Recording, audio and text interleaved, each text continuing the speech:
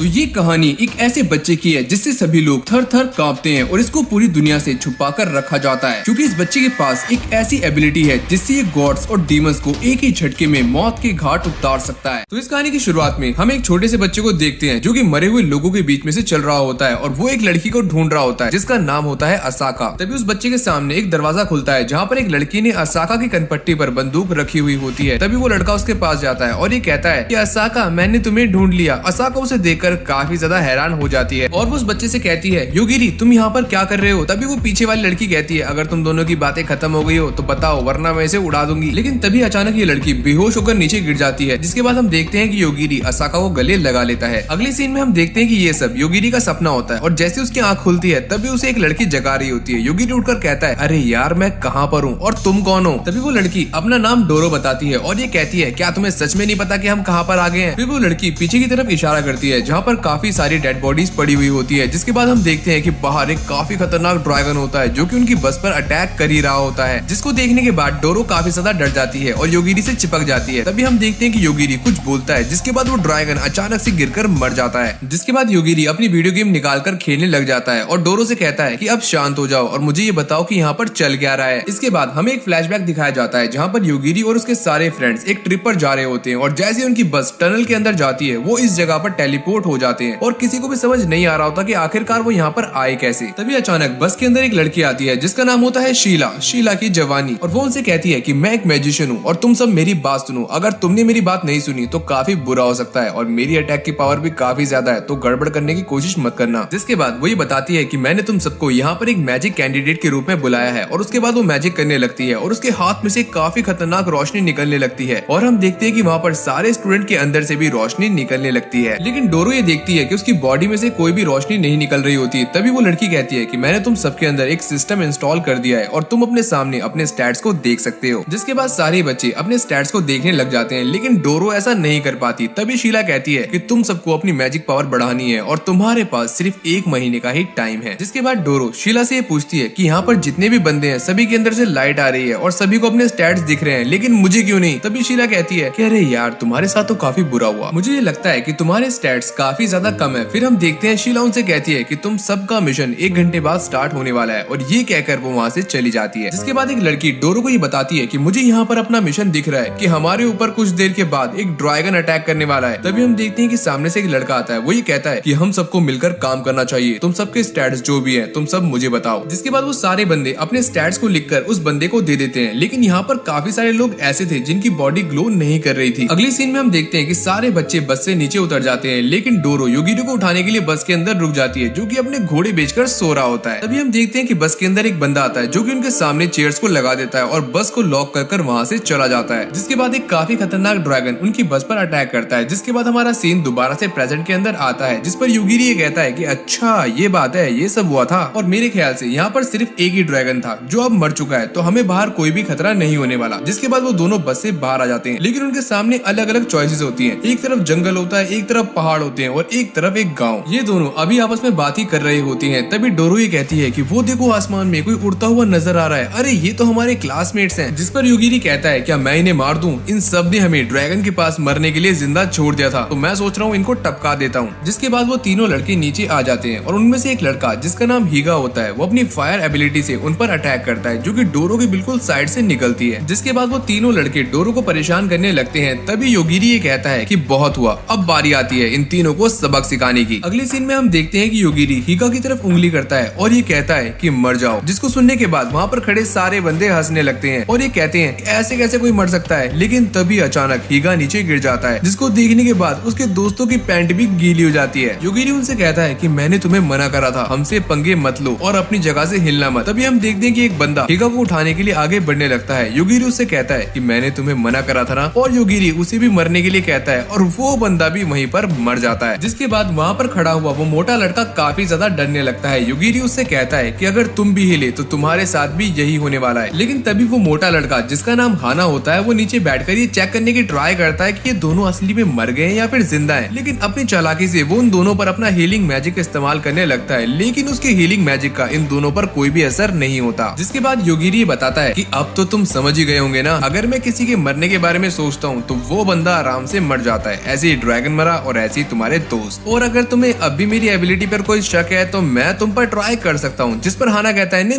नहीं, मैं तो समझ गया तुम्हारी बात, मुझ पर ट्राई मत करो। और उसके बाद हाना उन दोनों के पास आने लगता है। वो ये सोचता है कि मैं पास जाकर इन पर अटैक करूंगा, लेकिन जैसे ही वो योगिरी के पास जाता है योगिरी उसे रोक लेता है और ये बताता है कि मेरे पास एक और एबिलिटी है, मैं ये भी पता कर सकता हूँ कि कौन बंदा मुझे मारने के बारे में सोच रहा है। अगर कोई बंदा मुझे मारने के बारे में सोच रहा है तो मैं उसको भी आराम से मार सकता हूँ, तो ज्यादा चालाक बनने की जरूरत नहीं है। जिसके बाद हाना परेशान होकर नीचे बैठ जाता है। योगिरी उससे पूछता है कि तुम भी तो हमारे साथ इस वर्ल्ड में समन हुए हो और तुम्हारे पास इतनी सी पावर है तो तुम इतना उछल क्यों रहे हो। जिसके बाद हाना ये बताता है कि यार मैं पहले भी इस वर्ल्ड में समन हो चुका हूँ डीमन लॉर्ड को हराने के लिए। जिस पर योगिरी कहता है कि इसका मतलब तुम इस दुनिया में पहले भी आ चुके हो और तुम डीमन लॉर्ड को हराकर वापस जा चुके हो, इसका मतलब हम भी वापस जा सकते हैं। जिसके बाद योगिरी उसे मारने के लिए अपना हाथ आगे करता है, लेकिन तभी हाना अपनी पॉकेट में से एक मैजिक रिंग निकालता है और ये कहता है कि मुझे मत मारो, मैं डोरू का गुलाम बनकर रहूंगा। अबे यार ये जोरू का गुलाम तो सुना था, डोरू का गुलाम क्या होता है। इसके बाद हाना ये कहता है कि मेरे पास जो रिंग है अगर मैं इसे अपनी गर्दन में पहन लूं तो मैं डोरो की हर बात मानूंगा। और वो ऐसे ही करता है और डोरो के पास आने लगता है। डोरो से मना करती है, अरे नहीं मुझसे दूर रहो। जिसके बाद हाना की गर्दन में लगी हुई रिंग अपने आप चमकने लगती है और हाना अपने आप ही दूर होने लगता है। तभी डोरो से पूछती है कि क्या मैं तुम्हारा ऑनर चेंज कर सकती हूँ। जिस पर हाना ये कहता है कि हाँ तुम चाहो तो ऑनर को बदल सकती हो। ये सुनने के बाद डोरो योगिरी को उसका मास्टर बना देती है। तभी योगिरी कहता है कि चलो यार मैं तुम्हें अब नहीं मारूंगा, लेकिन एक काम करो, वो तुम्हें सामने जंगल दिख रहा है ना, वहाँ जाकर खड़े हो जाओ और तुम्हारे पास जो भी सामान है सारा सामान यहीं पर छोड़ के जाओ। जिसके बाद हम देखते हैं कि हाना उसकी बात को मानने के लिए मजबूर होता है और जंगल की तरफ जाने लगता है और अपने पीछे काफी सारा खजाना छोड़ जाता है। जिस पर डोरो ये कहती है कि तुम ऐसा क्यों कर रहे हो, ऐसे तो ये मर जाएगा। योगिरी बताता है कि ये बंदा हमें कभी भी धोखा दे सकता है तो इसके साथ यही होना चाहिए। डोरो ये कहती है कि ऐसे तो मैं भी तुम्हें धोखा दे सकती हूँ। जिस पर योगिरी कहता है कि कोई बात नहीं, अगर तुम मुझे धोखा दे भी देती हो तो कोई चक्कर नहीं है, मैंने खुद तुम्हें प्रोटेक्ट करने की जिम्मेदारी ली है। इसको सुनने के बाद डोरो थोड़ी बहुत शर्माने लगती है। तभी योगिरी बताता है, अरे हाँ जब ड्रैगन ने हम पर अटैक किया था ना तो तुमने मुझे पकड़ लिया था, तो तुम्हारी बॉडी मुझे काफी ज्यादा सॉफ्ट लगी थी, बस इसीलिए। जिसके बाद डोरो गुस्से से लाल होकर चिल्लाने लगती है और ये कहती है कि सारे लड़के एक ही जैसे होते हैं, किसी को प्यार व्यार नहीं चाहिए, सबको बॉडी चाहिए। इसके बाद हमारा सीन शिफ्ट होता है और हमें शीला को दिखाया जाता है जो कि अपने बेड पर आराम से सो रही होती है। तभी अचानक उसके पास एक बंदा आता है और ये कहता है कि मैं तुम्हें रिपोर्ट करने आया हूँ। सभी लोगों ने अपना पहला मिशन कंप्लीट कर लिया है और इस मिशन के अंदर 4 लोग मारे गए हैं। शीला को ऐसा लगता है कि वो 4 लोग जो कमजोर थे वही मारे गए होंगे। जिस पर वो बंदा कहता है, अरे नहीं ऐसा नहीं है, इसमें से 2 स्टूडेंट वो थे जो कि बिना रैंक वाले थे और 2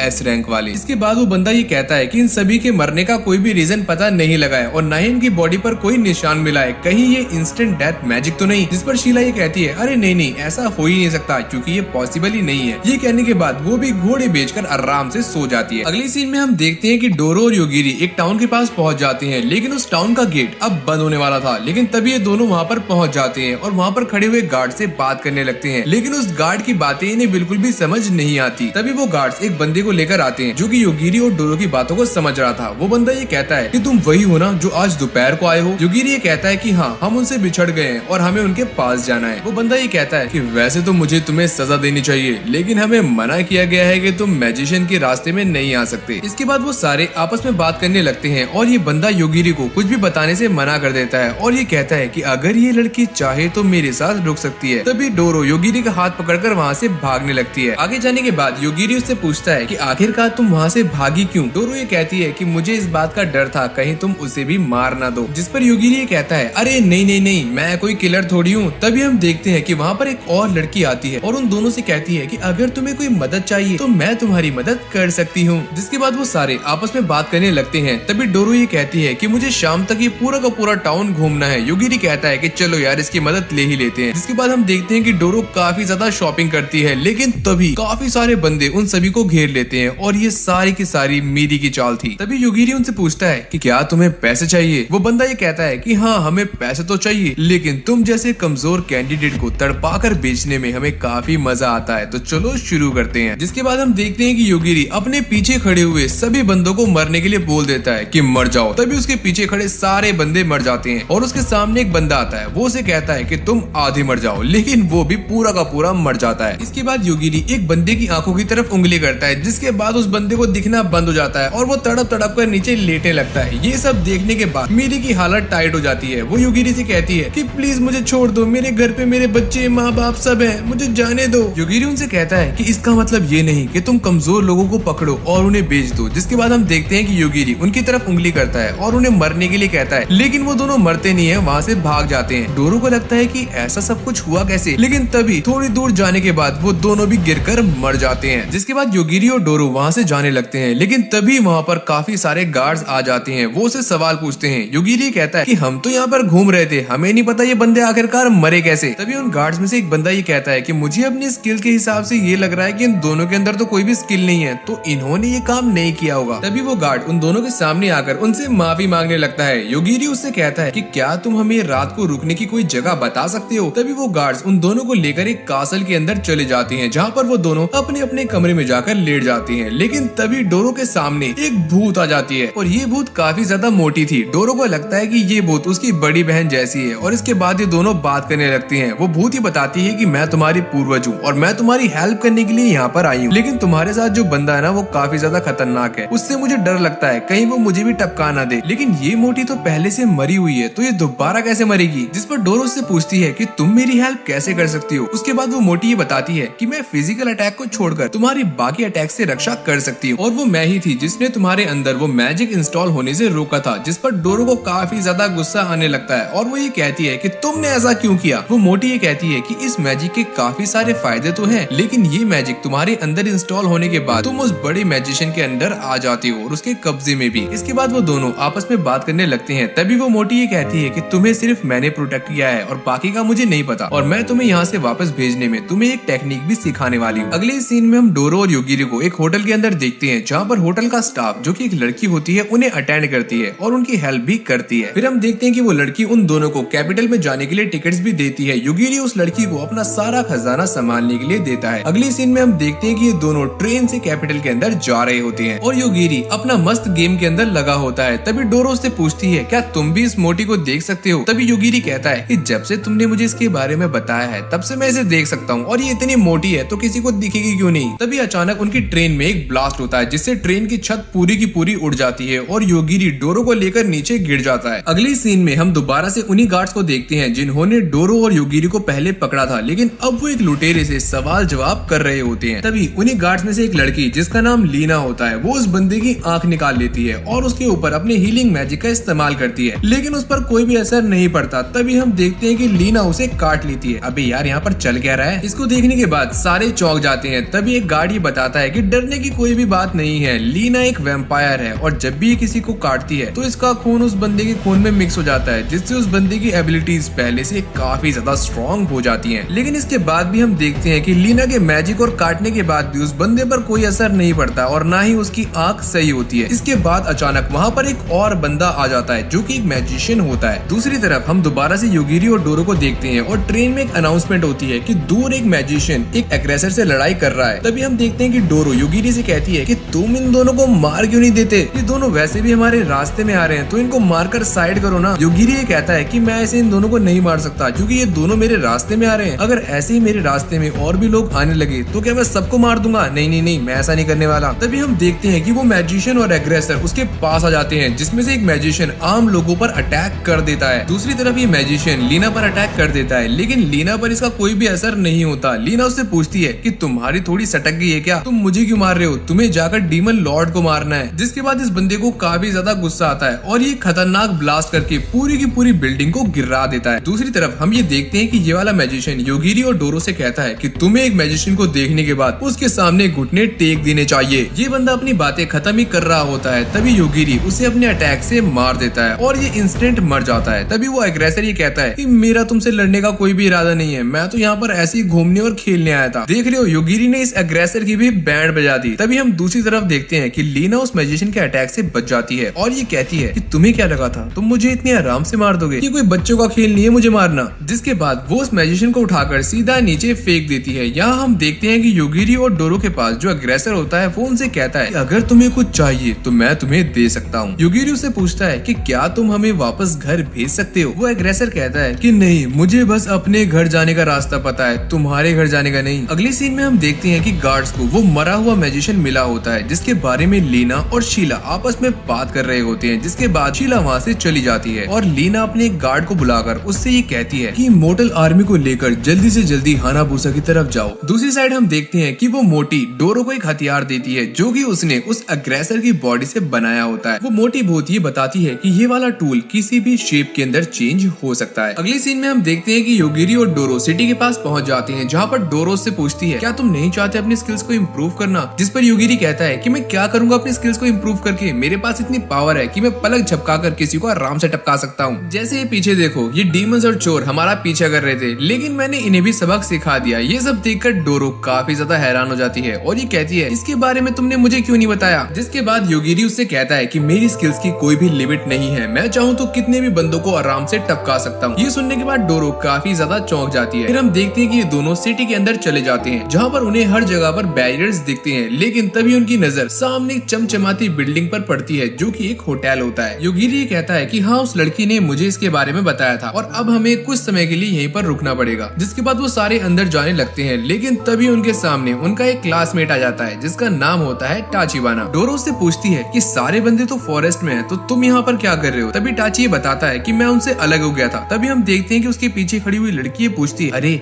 ये लड़की कौन है। तभी टाची उससे कहता है अरे अरे गुस्सा मत करो, ये मेरे क्लासमेट्स हैं। और टाची बताता है कि यहाँ पर जितनी भी लड़कियां खड़ी हैं ये सारी की सारी मेरी बॉडीगार्ड्स हैं। जिसके बाद वो सारी लड़कियां एक एक करके अपना नाम बताने लगती हैं, लेकिन वो सब काफी ज्यादा एटीट्यूड में होती हैं। तभी हम देखते हैं कि योगिरी डोरो से कहता है कि मुझे समझ नहीं आ रहा कि इसके पास कौन सी पावर है, लेकिन इसके पास जो भी पावर है उसको लेकर ये काफी ज्यादा कॉन्फिडेंट है। फिर हम देखते हैं कि टाचिबाना डोरो से कहता है क्या तुम मेरी मिस्ट्रेस बनोगी। ये सुनने के बाद डोरो चौंक जाती है और बिल्कुल पत्थर की तरह फ्रीज हो जाती है। वो कहता है कि वैसे मैं लड़कों को अपने साथ नहीं रखता, लेकिन तुम्हारे साथ अगर ये रहेगा तो मैं इसे भी अपना सर्वेंट बना ही लूंगा। जिसके बाद डोरो योगिरी से कहती है कि तुम कुछ करोगे भी या बस सुनते रहोगे। योगिरी कहता है कि इस बंदे के पास पहले ही काफी कम दिमाग है, मेरा तो मन भी नहीं कर रहा है इसे मारने का। इसके बाद हमें पता लगता है कि टाचिबाना एक डोमिनेटर होता है जिसका रैंक काफी ज्यादा हाई होता है। इसके बाद हमें एक फ्लैशबैक दिखाया जाता है जहाँ पर टाचिबाना अपने दोस्तों से दूर एक टेबल पर बैठा होता है, जहाँ उसके पास एक चश्मिश बंदा आता है। वो उससे कहता है कि देखो टाचिबाना, अगर हम में से कोई भी मैजिशियन नहीं बन पाया तो हम सब मारे जाएंगे, इसलिए मैं तुम्हें एडवाइस देता हूँ कि तुम्हें काफी सारे लेवल 1 के सर्वेंट्स को रख लेना चाहिए। अगर वो किसी मॉन्स्टर को मारेंगे तो उनका एक्सपीरियंस तुम्हारे काफी ज्यादा काम आएगा, इससे तुम्हारा लेवल भी बहुत जल्दी इंक्रीज होगा। इसके बाद हम दोबारा से प्रेजेंट में आते हैं, जहाँ पर योगिरी उससे कहता है कि इसका मतलब अगर तुम्हारे सर्वेंट का नंबर बढ़ेगा तो तुम्हारा लेवल भी इंक्रीज होगा। जिस पर टाचिबाना कहता है कि हाँ बिल्कुल ऐसा ही है, और डोरो तुम चाहो तो अब भी मेरी मिस्ट्रेस बन सकती हो, अगर तुम्हें सोचने का टाइम चाहिए तो ले लो और सोचकर मुझे बता देना। जिसके बाद टाचिबाना वहाँ से चला जाता है। अगली सीन में हम लीना को देखते हैं जो कि एक एग्रेसर के सामने हवा में उड़ रही होती है, और इस वाले एग्रेसर का नाम होता है डार्कनेस। लीना ये कहती है कि इस वाले बंदे को मारने में मुझे ज्यादा टाइम तो नहीं लगना चाहिए। दूसरी तरफ हम डोरो को देखते हैं जो कि अपनी विंडो से बाहर देख रही होती है। तभी वो कहती है कि मुझे समझ नहीं आ रहा कि हम कितने टाइम यहाँ पर रुकेंगे। तभी वो मोटी कहती है कि मुझे लगता है योगिरी के जागने तक। डोरो से कहती है कि जल्दी जाओ, तुम योगिरी को चेक करो कि वो जागा है या फिर नहीं, लेकिन वो मोटी वहाँ जाने से साफ इनकार कर देती है। जिसके बाद हम देखते हैं कि अचानक सिटी के अंदर काफी सारी गाड़ियां आती हैं जिनके अंदर इमोर्टल कॉप्स बैठे हुए होते हैं, और ये सारे लीना के फॉलोवर्स होते हैं, जिनको देखने के बाद डोरो अपनी विंडो पर कर्टन डाल देती है और लेट जाती है। जिसके बाद वो मोटी डोरो को ये बताती है कि मुझे ऐसा लग रहा है कि हमारे रूम के बाहर से हमें कोई देख रहा है और उसके इरादे बिल्कुल भी सही नहीं है। ये सुनने के बाद डोरो फटाफट से योगिरी को फोन लगाती है, लेकिन योगिरी अपना बिल्कुल घोड़े बेचकर सो रहा होता है और एक मस्त सपना देख रहा होता है। सपने में योगिरी एक छोटा सा बच्चा होता है जो कि सपने के अंदर भी सो रहा होता है। तभी उसे एक लड़की की आवाज आती है जो कि उसे ब्रेकफास्ट करने के लिए कहती है, लेकिन तभी डोरो की कॉल आती है और योगिरी उठ जाता है। डोरो से सारी बात बताती है और योगिरी उसके कमरे में जाने के लिए निकल जाता है, लेकिन जैसे वो अपने कमरे से बाहर जाता है उसे ये एहसास होता है कि यहाँ पर कोई तो है जो कि डोरो के रूम पर अटैक करने वाला है। और जैसे ही उसे पता लगता है कि यहाँ पर एक लड़की है, वो तभी उस लड़की को वहीं पर मार देता है। जिसके बाद योगिरी अंदर जाकर डोरो को सारा कुछ बताता है कि इस लड़की का टारगेट तुम ही थी, और ये लड़की कोई और नहीं बल्कि टाचिबाना की एक सर्वेंट थी। तभी हम देखते हैं कि टाचिबाना का उस लड़की से कनेक्शन टूट जाता है। जिसके बाद योगिरी ये कहता है कि हमने उसकी बॉडीगार्ड को मार दिया है, तो हो सकता है आगे चलकर हमें उससे भी फाइट करनी पड़े, तो बेहतर है हमें यहाँ से निकलना पड़ेगा। तभी हम देखते हैं कि दूसरी तरफ टाचिबाना पर एक मॉन्स्टर अटैक कर देता है, लेकिन वो बैरियर बनाकर उससे बच जाता है। जिसके बाद वो एक काफी खतरनाक मैजिक अटैक करके उसको लुढ़का देता है, लेकिन वो उसे मारता नहीं है बल्कि अपना सर्वेंट बना लेता है। फिर हम देखते हैं कि टाचिबाना ये देखता है कि उसका कनेक्शन एरी से टूट चुका है, फिर वो एक रिकॉर्डिंग देखता है जहाँ पर एरी आराम से अपने आप ही जमीन पर गिर जाती है। उसे कुछ भी समझ नहीं आता कि आखिरकार ये हुआ कैसे। फिर ये दोनों आपस में बात करने लगते हैं और यहाँ से हमारा सीन शिफ्ट होता है जहाँ पर हम लीना को देखते हैं जो इस एग्रेसर के सर में काफी खतरनाक वार करके उसकी खोपड़ी में से आर पार हो जाती है। जिसके बाद लीना ये कहती है कि मैं इस डार्कनेस पर कितना भी अटैक कर लूं लेकिन इस पर तो कोई भी फर्क नहीं पड़ रहा। दूसरी तरफ हम देखते हैं कि योगिरी और डोरो उस होटल से बाहर निकल रहे होते हैं लेकिन तभी उनके सामने ताचिबाना की एक और सर्वेंट आ जाती है जो कि उन दोनों को बर्फ में फ्रीज कर देती है। लेकिन योगिरी उसकी बर्फ को तोड़कर आराम से बाहर निकल जाता है। जिसके बाद हम देखते हैं कि रीजा उस पर एक और अटैक करने वाली होती है लेकिन तभी योगिरी अपनी पावर से उसके अटैक को खत्म कर देता है और उसकी वॉन्ड को भी मरने के लिए कह देता है। जिसके बाद उसकी छड़ी अपने आप ही टूटकर नीचे गिर जाती है। जिसके बाद योगिरी उससे ये पूछता है कि अब तो तुम्हें पता लग ही गया होगा कि मैं किसी भी चीज को आराम से टपका सकता हूँ या फिर तोड़ सकता हूँ, तो जो भी मैं पूछूं उसका सीधा सीधा जवाब देना, ज्यादा होशियारी मत करना। योगिरी उससे पूछता है कि तुम्हें तो हमें पकड़ने का ऑर्डर मिला है ना, तो बाकी सब कहाँ पर है। तभी हम देखते हैं कि ऊपर से कोई और डोरो के ऊपर अटैक कर देता है लेकिन तभी डोरो उसे पकड़कर जोर जोर से घुमाकर नीचे पटक देती है जिससे उसकी हड्डी पसली एक हो जाती है। लेकिन जैसे वो देखते हैं ये तो एक डॉल होती है और उनके चारों तरफ काफी सारी डॉल्स आ जाती हैं जो कि उनको चारों तरफ से घेर लेती हैं। इससे पहले रीजा कुछ कर पाती तभी योगिरी उस पर अपना अटैक करके रीजा को भी टपका देता है। आगे हम देखते हैं कि ये सारा कुछ चेल्सी कर रही होती है। उसी ने इन डॉल्स को ऑर्डर दिया था कि वो योगिरी और डोरो को मार दे। उसकी ऑर्डर मिलने के बाद ये सारी डॉल्स उन दोनों पर अटैक करने के लिए आगे बढ़ने लगती है लेकिन योगिरी अपने एक ही अटैक से उन सारी डॉल्स को टपका देता है। उसके बाद ये दोनों चेल्सी के पास जाते हैं लेकिन वो ऐसा बिहेव कर रही होती है जैसे कि उसे कुछ पता ही नहीं है। दूसरी तरफ हम ये देखते हैं कि ताचिबाना को रीजा के मरने का पता लग जाता है और वो अपनी स्किल से ये पता लगा लेता है कि योगिरी इंस्टेंट डेथ एबिलिटी का इस्तेमाल कर रहा है और मुझे इन दोनों को एक ऐसी जगह पर लेके जाना पड़ेगा जहाँ पर मैं इन दोनों को अच्छे से ऑब्जर्व कर सकूं। अगली सीन में हम देखते हैं कि योगिरी और डोरो सीढ़ियों से नीचे जा रहे होते हैं तभी उनके सामने काफी सारे कॉकरोचेस आ जाते हैं। डोरो योगिरी से कहती है कि फटाफट इन सबको मार दो लेकिन योगिरी कहता है कि मैं इन सबको मार तो दूंगा लेकिन मरने के बाद ये सारे के सारे हमारे सर पर आकर गिरेंगे। जिस पर डोरो कहती है नहीं नहीं नहीं नहीं इनको मत मारो। इसके बाद वो दोनों सीढ़ियों से नीचे उतरने लगते हैं लेकिन ताचिबाना उन पर नजर रख रहा होता है। वो ये कहता है कि अच्छा योगिरी तुम अपनी पावर का इस्तेमाल तब नहीं कर सकते जब तुम चारों तरफ से घिरे हुए हो, तो अब मेरा नंबर है तुम्हें मजा चखाने का। वो कुछ करने ही वाला होता है लेकिन तभी यूफेमिया उसको रोक देती है लेकिन ताचिबाना उसकी बात नहीं मानता और वो उन कॉकरोचेस को उन दोनों को मारने का ऑर्डर दे देता है। योगिरी कहता है कि ये सारे कॉकरोचेस हमें मारने वाले हैं लेकिन मैं इनके कमांडर का पता लगाता हूँ और वो कुछ देर बाद उनके कमांडर का पता लगा लेता है और उसे जैसे ही ताचिबाना दिखता है वो तभी ताचिबाना को भी टपका देता है। जिसके बाद वो सारे कॉकरोचेस फ्री होकर उड़ने लगते हैं। डोरो योगिरी से कहती है कि तुम इन्हें नहीं मारोगे। योगिरी कहता है कि मैं ऐसे ही बिना फालतू में किसी को भी नहीं मारता, अगर ये हमारे सामने आ रहे हैं इसका मतलब ये नहीं कि मैं इन्हें मार दूं। अगले सीन में हम देखते हैं कि ताचिबाना की एक और सर्वेंट उस पर अपनी हीलिंग मैजिक का इस्तेमाल कर रही होती है लेकिन वो बिल्कुल भी ठीक नहीं होता। तभी यूफेमिया ये कहती है कि मैं यहाँ से जा रही हूँ और मैं आजाद हूँ लेकिन जैसी वो रूम से बाहर निकलती है उसके चारों तरफ रेगिस्तान होता है। वो ये सब देखकर काफी ज्यादा घबरा जाती है और तभी लीना उसके सामने आ जाती है और उस पर अपने मैजिक का इस्तेमाल करती है। जिसके बाद यूफेमिया अपनी गर्दन खुद ही आगे कर देती है। लीना उसकी गर्दन पर काटते हुए ये कहती है कि चलो अब तुम मेरी फॉलोवर बन जाओ और तुम्हें जो कुछ भी पता है फटाक से मुझे बता दो। जब डोरो और योगिरी उस होटल से बाहर निकल रहे होते हैं वो ये देखते हैं कि पूरे शहर के अंदर ज़ॉम्बीज़ ने तहलका मचा दिया है और ये सभी पर अटैक कर रहे हैं, जिसको देखने के बाद वो दोनों काफी ज्यादा डर जाते हैं। अगले सीन में हम लीना और यूफेमिया को एक साथ बात करते हुए देखते हैं जहाँ पर लीना ये कहती है कि मैं योगिरी की एबिलिटी के बारे में ज्यादा से ज्यादा जानना चाहती हूँ और मुझे ये जानना है कि क्या वो मुझे मार सकता है। दूसरी तरफ जब योगिरी और डोरो होटल से बाहर निकल रहे होते हैं तो वो देखते हैं कि पूरी सिटी के अंदर ज़ॉम्बीज़ ही ज़ॉम्बीज़ हैं और वो एक दूसरे पर अटैक कर रहे हैं। योगिरी कहता है कि हम चाहे तो इनके बीच में से निकलकर जा सकते हैं। तभी हम इन ज़ॉम्बीज़ के लीडर मासायुकी को देखते हैं जो कि सिटी के मेयर रियोटा के सामने बैठा हुआ होता है। रियोटा उसके ऊपर चिल्लाते हुए ये कहते हैं तुम ये सब क्या कर रहे हो, इस सिटी को संभालने की जिम्मेदारी मुझे मिस लीना ने दी है, तो तुम अपने ज़ॉम्बीज़ को लेकर यहाँ से निकल जाओ। जिस पर मासायुकी ये कहता है कि मैं तो ये सब मास्टर लीना के कहने पर ही कर रहा हूँ। ये सुनकर रियोटा काफी ज्यादा चौंक जाता है। फिर हम देखते हैं कि मासायुकी एक ऐलान करता है जिसमें वो अपने सारे के सारे ज़ॉम्बीज़ को रुकने के लिए कह देता है और उसके सारे के सारे ज़ॉम्बीज़ रुक जाते हैं। जिसके बाद वो ये कहता है कि क्या सभी लोग मेरी आवाज सुन सकते हैं, मैं मास्टर लीना का फॉलोअर हूँ और इन ज़ॉम्बीज़ का लीडर भी। मैं फिलहाल योगिरी और डोरो को ढूंढ रहा हूँ, क्या तुम्हें पता है कि वो कहाँ पर हैं? और मैं तुम सबको सिर्फ 1 घंटे का टाइम देता हूँ। 1 घंटे के अंदर तुम उन दोनों को मेरे पास लेकर आओ, वरना इन ज़ॉम्बीज़ का अटैक दोबारा से हो सकता है। और तुम सब यहाँ से भागने के बारे में मत सोचना क्योंकि मैंने पहले ही सिटी के सारे बैरियर्स बंद कर दिए हैं। ये सुनने के बाद रियोटा काफी ज्यादा गुस्सा होने लगता है। जिसके बाद हम योगिरी और डोरो को देखते हैं जहाँ पर योगिरी कहता है कि इस हालत में मुझे लगता है कि हमें हमें यहाँ से भाग जाना चाहिए, लेकिन हम ट्रेन का सहारा भी नहीं ले सकते। तभी डोरो कहती है कि लेकिन वो हमें ढूंढ क्यों रहा है। योगिरी कहता है कि क्या मतलब वो हमें क्यों ढूंढ रहा है, मैंने उसके एक मैजिशियन को मारा था इसलिए वो हमें मारना चाहता है और साथ में तुम्हें भी। तभी अचानक वहाँ पर कुछ लोग आ जाते हैं जो कि उन दोनों को ढूंढ लेते हैं। योगिरी उनसे कहता है कि अगर तुम मेरे पास आए तो मैं तुम्हें मार दूंगा, लेकिन वो बंदे नहीं मानते। तभी उनमें से एक बंदा योगिरी पर अटैक करने के लिए आगे आता है और योगिरी उसे मरने के लिए कह देता है, जिसके बाद वो बंदा मर जाता है। योगिरी कहता है कि हमें सीधा प्लाजा में जाकर उनसे डील करनी चाहिए, जिसके बाद वो उनसे मिलने के लिए निकल जाते हैं। लेकिन तभी अचानक उनके सामने मासायुकी आ जाता है और वो ये कहता है कि मुझे तो यकीन ही नहीं हो रहा कि तुम दोनों अपने आप यहाँ पर आ गए। मुझे लगता है कि तुम दूसरों को बचाने के चक्कर में अपना खुद का बलिदान देना चाहते हो। योगिरी कहता है कि अभी यार इसकी सटक गई है क्या, ये क्या बातें कर रहा है। जिसके बाद मासायुकी कहता है कि अगर मैं तुम्हें यहाँ पर मार दूं तो तुम्हारा खेल यहीं पर खत्म हो जाएगा बच्चे। जिस पर योगिरी कहता है कि तुम बस हमें यहाँ से जाने दो और हमारे लिए सारे बैरियर्स हटा दो। ये सुनने के बाद मासायुकी को काफी ज्यादा गुस्सा आने लगता है और वो ये कहता है कि मैं तुम्हारी बात क्यों मानूं, तुम तो पहले ही मरने वाले हो। जिस पर योगिरी कहता है कि अगर तुमने हमें यहाँ से जाने दिया तो मैं तुम्हें जिंदा छोड़ दूंगा। ये सुनने के बाद मासायुकी और भी ज्यादा गुस्सा हो जाता है और वो अपने अनडेड को उन दोनों पर अटैक करने के लिए भेज देता है और ये कहता है कि तुम भले ही कितने भी स्ट्रॉन्ग क्यों ना हो, तुम इन मरे हुए लोगों को दोबारा नहीं मार सकते। लेकिन तभी योगिरी उन सभी को मरने के लिए कहता है और वो सभी एक ही झटके के अंदर खत्म हो जाते हैं। ये देखने के बाद मासायुकी का दिमाग पूरी तरीके से घूम जाता है और वो ये कहता है कि तुमने इन्हें कैसे मारा, ये तो पहले से मर चुके थे तो ये दोबारा कैसे मरे। जिसके बाद हम देखते हैं कि मासायुकी अपनी पूरी बॉडी को एक खतरनाक वॉल्व के अंदर ट्रांसफॉर्म करने लगता है, लेकिन इससे पहले वो ये करता तभी योगिरी उसे मरने के लिए कहता है और वो भी एक ही झटके के अंदर टपक जाता है। जिसके बाद वो दोनों रोयोटा से बात करने लगते हैं। रोयोटा उन्हें ये बताता है एक लीना नाम की मास्टर ने इन सबको तुम्हें मारने के लिए कहा है। तभी अचानक वहाँ पर काफी सारे लोग आ जाते हैं जो कि योगिरी और डोरो को मारने के लिए वहाँ पर इकट्ठा हुए थे। तभी अचानक रोयोटा एक रिमोट की निकालता है और ये कहता है कि अगर हम अपने चारों तरफ एक बैरियर बना ले तो हम इनसे बच सकते हैं, लेकिन वो रिमोट की भी काम नहीं करती। फिर हम यूफेमिया को देखते हैं जो कि लीना से ये कह रही होती है कि हमें योगिरी से पंगा नहीं लेना चाहिए क्योंकि टाचिबाना उससे काफी ज्यादा दूर था। इसके बावजूद भी योगिरी ने उसे टपका दिया था। लीना ये सोचती है कि मेरी ताकत के बारे में पता होने के बाद भी यूफेमिया मुझे उससे दूर रहने के लिए कह रही है, इसका मतलब योगिरी काफी ज्यादा खतरनाक है। जिसके बाद हम देखते हैं कि सिटी के